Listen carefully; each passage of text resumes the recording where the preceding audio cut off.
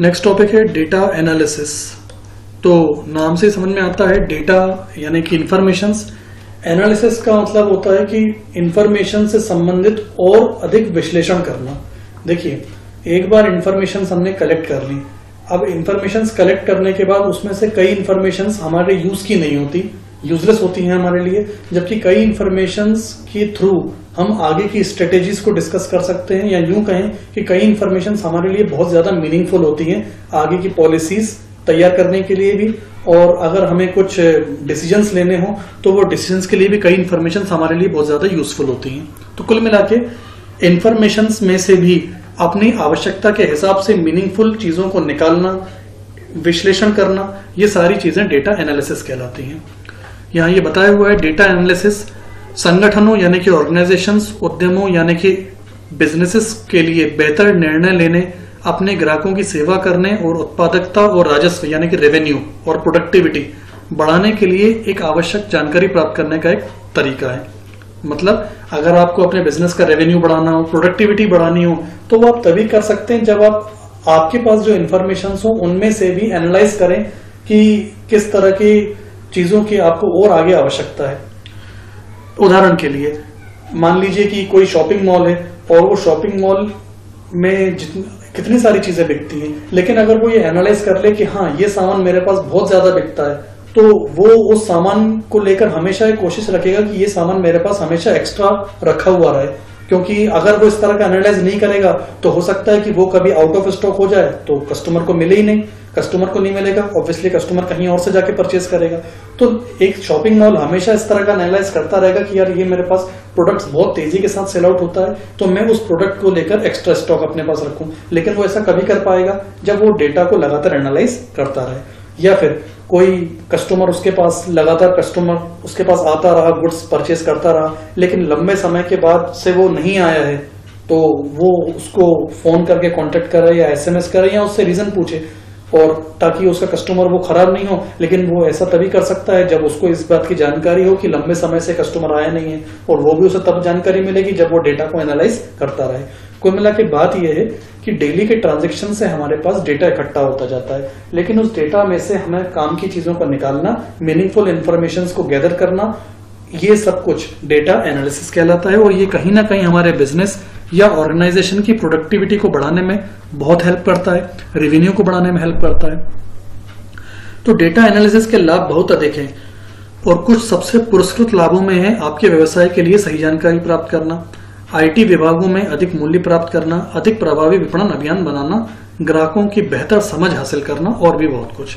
कुल मिला के ये केवल यहाँ पे एग्जाम्पल दिए हुए हैं।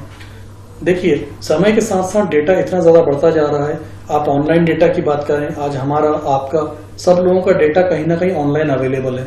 हमारे आधार कार्ड की जानकारी या हमारे पैन कार्ड की जानकारी फेसबुक के थ्रू, या हमारे फोटोग्राफ्स इंस्टाग्राम्स के थ्रू, या बहुत सारी डिवाइसेस के थ्रू हमारा डेटा ऑनलाइन अवेलेबल है। अब कितने सारे लोग हैं और उनसे रिलेवेंट कितना सारा डेटा होगा, ये सभी कुछ ऑनलाइन अवेलेबल है, और समय के साथ साथ ये डेटा और घना होता जा रहा है। अब उस डेटा में से आवश्यकता के अनुसार हमारा मीनिंगफुल डेटा को निकालना, ये सारी ही चीजें डेटा एनालिसिस कहलाती हैं।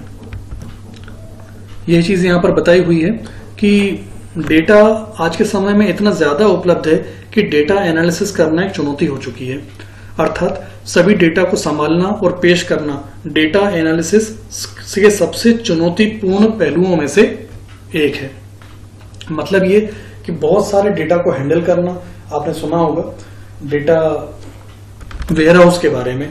तो डेटा वेयरहाउस, जब जो ऑपरेशनल हम लोग डेटा यूज करते हैं, जो डेटा हमारा करंट डेटा होता है उसे हम डेटाबेस कहते हैं, लेकिन ये डेटा कहीं ना कहीं जाकर स्टोर होता जाता है, एक बड़ा कलेक्शन बनता जाता है। इस बड़े कलेक्शन को फिर डेटा वेयरहाउस कहा जाता है, और फिर उसी में से आवश्यकता के अनुसार डेटा एनालाइज करना, इसको टेक्निकली डेटा माइनिंग के नाम से भी जाना जाता है। तो कुल मिला के बहुत सारे बड़े कलेक्शन में से आवश्यकता के अनुसार सूचनाओं को निकालना, सर्च करना, ये डेटा एनालिसिस कहलाता है। नेक्स्ट टॉपिक है डेटा डिक्शनरी। यहां पर डेटा डिक्शनरी आम डिक्शनरी की तरह मानी जाती है। होता यह है कि जब कोई व्यक्ति सिस्टम को डिजाइन करवाता है, व्यक्ति या वो फर्म भी हो सकती है, जब वो सिस्टम को डिजाइन करवाता है तो जो व्यक्ति या जो फर्म सिस्टम को डिजाइन करने का या बनाने का काम करता है, जो उस सिस्टम की व्याख्या करता है, उस व्यक्ति को सिस्टम एनालिस्ट के नाम से जाना जाता है। सिस्टम एनालिस्ट यानी वो व्यक्ति या वो फर्म जो सिस्टम को डिजाइन करने का काम कर रही हो। उदाहरण के लिए अगर कोई शॉपकीपर अपने लिए सॉफ्टवेयर बनवाता है तो शॉपकीपर वहां पर यूजर हो गया, लेकिन जो फर्म या जो कंपनी या जो व्यक्ति उस सॉफ्टवेयर को डिजाइन करेगा, वहां उसकी भूमिका कहीं ना कहीं सॉफ्टवेयर एनालिस्ट की होगी, सिस्टम एनालिस्ट की होगी। तो सिस्टम एनालिस्ट का एक दायित्व होता है कि वो सिस्टम बनाने के साथ साथ उससे संबंधित जो भी टर्मिनोलॉजीज हैं या जो भी शब्दावली हैं, उनकी व्याख्या करने के लिए साथ में एक सपोर्ट बुकलेट अवेलेबल कराए। एग्जाम्पल के लिए, जब हम मान लीजिए एलईडी खरीद के लेकर आते हैं, या हम कोई टेप रिकॉर्डर या कोई प्ले स्टेशन, कुछ भी इलेक्ट्रॉनिक डिवाइस खरीद के लेके आते हैं, तो साथ में हमको एक बुकलेट मिलती है। तो वहां उस बुकलेट की भूमिका होती है डाटा डिक्शनरी की। एक्चुअली वो बुकलेट हमें उस सिस्टम का यूज करना सिखाती है। एग्जाम्पल के लिए, आप कोई इलेक्ट्रॉनिक डिवाइस खरीद के लेकर आए, तो साथ में आपको एक बुकलेट मिली, तो उस बुकलेट में उन छोटे छोटे शब्दों की व्याख्या दी होगी जो रिमोट पे दिए रहते हैं। अब उस इलेक्ट्रॉनिक डिवाइस के साथ अगर आपको रिमोट मिला है, तो रिमोट के बटन पे कई कोड वर्ड्स दिए रहते हैं। अब क्योंकि रिमोट के बटन पे इतनी जगह नहीं होती कि उस चीज को समझाया जा सके या उसकी व्याख्या की जा सके, तो स्वाभाविक है रिमोट के बटन पे शॉर्टकट ही लिखा जा सकेगा। अब रिमोट के बटन पे जब शॉर्टकट लिखा हुआ है, तो वो यूजर को समझ में नहीं आएगा कि आखिरकार ये है क्या। तो वहां पर उस इलेक्ट्रॉनिक डिवाइस बनाने वाले व्यक्ति या कंपनी की लायबिलिटी है कि वो साथ में एक पुस्तिका दे, जो कि वो देते भी हैं, बुकलेट दे, जो उस बुकलेट में उस हर एक शब्द का मतलब समझाया होना चाहिए और उसकी व्याख्या की जानी चाहिए। हम मोबाइल खरीद के लेके आते हैं, तो आमतौर पे मोबाइल के साथ हमको एक बुकलेट मिलती है। उस बुकलेट में मोबाइल के कुछ कोड वर्ड्स या कुछ छोटे मोटे बग्स को दूर करने, छोटी मोटी समस्याओं को दूर करने की चीजें बताई जाती हैं। तो कुल मिलाकर वो बुकलेट की भूमिका वहां पे डेटा डिक्शनरी की है। यूं समझ लीजिए कि जब हम मोबाइल खरीदते हैं तो मोबाइल की भूमिका वहां एक सिस्टम की है, और मोबाइल के साथ जो बुकलेट मिली उसकी भूमिका डेटा डिक्शनरी की है। या हमने कोई इलेक्ट्रॉनिक डिवाइस खरीदी, तो वो इलेक्ट्रॉनिक डिवाइस एक तरह का सिस्टम है, और उस इलेक्ट्रॉनिक डिवाइस के साथ जो पुस्तिका हमें मिली, जो रूल बुक हमें मिली, या जो उसके साथ हमें जानकारी प्रदान करने वाली कोई भी ब्रोशर मिला या पुस्तिका मिली, वो डेटा डिक्शनरी कहलाती है। तो दूसरे शब्दों में कहें तो डेटा डिक्शनरी में डेटा स्टोर किया जाता है, जिसे तकनीकी भाषा में मेटा डाटा कहा जाता है। यहाँ ये समझ लीजिए, मेटा डाटा का मतलब होता है डेटा अबाउट डेटा, यानी सूचनाओं की भी सूचना या सूचना से संबंधित सूचना को हम मेटा डेटा बोलते हैं। तो जिस तरह से इलेक्ट्रॉनिक डिवाइस के साथ जो हमें रिमोट मिला, उस रिमोट पे जो बटन है वो सूचना है, और उस सूचना से संबंधित और भी बड़ी व्याख्या उस पुस्तिका में अवेलेबल है, तो वो व्याख्या उसका मेटा डाटा कहलाएगी। तो यहाँ पर सिस्टम एनालिस्ट का काम होता है सिस्टम को डिजाइन करना, और उसका एक एडिशनल काम यह भी है कि वो सिस्टम से संबंधित व्याख्या करने के लिए एक अतिरिक्त पुस्तिका यूजर को प्रदान करे, और उस अतिरिक्त पुस्तिका को कहा जाता है डेटा डिक्शनरी। अब यहाँ पर हम डेटा डिक्शनरी के कुछ टाइप्स के बारे में समझेंगे। तो डेटा डिक्शनरी का पहला टाइप है active data dictionary. Active data dictionary वो डिक्शनरी होती है जो डीबीएमएस के थ्रू, यानी अपने डेटाबेस के थ्रू ऑटोमेटिकली अपडेट हो जाती है।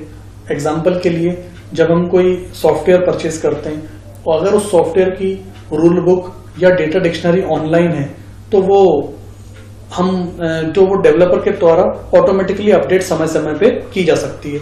लेकिन अगर आप कोई इलेक्ट्रॉनिक डिवाइस खरीद के आए, साथ में किताब दी हुई है, तो किताब तो खुद ब खुद अपडेट होगी नहीं, तो वहां पर किताब जो डेटा डिक्शनरी है वो पैसिव डेटा डिक्शनरी कहलाएगी। यूं समझ लीजिए कि वो डेटा डिक्शनरी जो समय के साथ खुद ब खुद अपडेट होती रहे वो एक्टिव डेटा डिक्शनरी है, और जो समय के साथ खुद ब खुद अपडेट नहीं होती है वो पैसिव डेटा डिक्शनरी कहलाती है। डेटा डिक्शनरी में उपलब्ध जानकारी आमतौर पर, जैसा मैंने आपको बताया कि डेटा डिक्शनरी में होता है मेटा डेटा। मेटा डेटा मतलब इंफॉर्मेशन अबाउट इंफॉर्मेशन, यानी सूचना की भी सूचना। तो यहाँ पर यही चीज बताई गई है कि आमतौर पे सभी डेटाबेस तालिकाओं और उनके स्कीमा के नाम, यहाँ पर ये जो एग्जाम्पल दिया हुआ है वो सॉफ्टवेयर की डेटा डिक्शनरी का दिया हुआ है। तो सॉफ्टवेयर में क्योंकि इंफॉर्मेशन से इकट्ठी होती हैं, इंफॉर्मेशन से इकट्ठी करने के लिए कहीं ना कहीं टेबल्स की जरूरत होती है, डेटाबेस टेबल की। तो यहाँ पर उसके एग्जाम्पल को लेकर बताया गया है। तो पहला बिंदु है सभी डेटाबेस तालिकाओं में उनके स्कीमा के नाम, स्कीमा मतलब होता है टेबल का नाम, डेटाबेस की सभी तालिकाओं के बारे में विवरण, जैसे उनके अधिकृत उपयोगकर्ता, उनसे सुरक्षित संबंधित जानकारी, बनाए जाने की जानकारी, तालिकाओं के बारे में भौतिक जानकारी, तालिका का मतलब यहाँ टेबल से है, टेबल की फिजिकल इंफॉर्मेशन जैसे कि वो कहाँ पे स्टोर हैं, कैसे स्टोर हैं, टेबल के अंतर्गत प्राइमरी की और फॉरेन की जानकारी। यहाँ पर मैं आपको बता दूं कि ये जो डेटा डिक्शनरी का एग्जांपल यहाँ पे दिया गया है वो किसी सॉफ्टवेयर की डेटा डिक्शनरी का दिया गया है। डेटा डिक्शनरी का नेचर डिवाइस के हिसाब से अलग अलग हो सकता है। अब जैसे मैंने थोड़ी देर पहले आपको एग्जांपल दिया था किसी इलेक्ट्रॉनिक डिवाइस का, तो स्वाभाविक है इलेक्ट्रॉनिक डिवाइस की डेटा डिक्शनरी में ये जानकारी नहीं होगी। ये जानकारी एक सॉफ्टवेयर से रिलेटेड डेटा डिक्शनरी के उदाहरण की है जो आपको बताई गई है, डेटाबेस के व्यूज की जानकारी।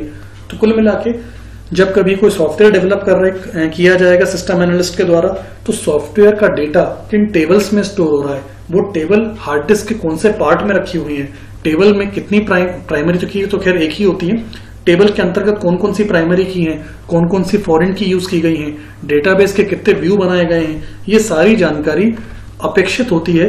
माना जाता है कि ये जानकारी हमें दी जाएगी अगर वो डेटा डिक्शनरी किसी सॉफ्टवेयर डिजाइनिंग को लेकर के की गई हो।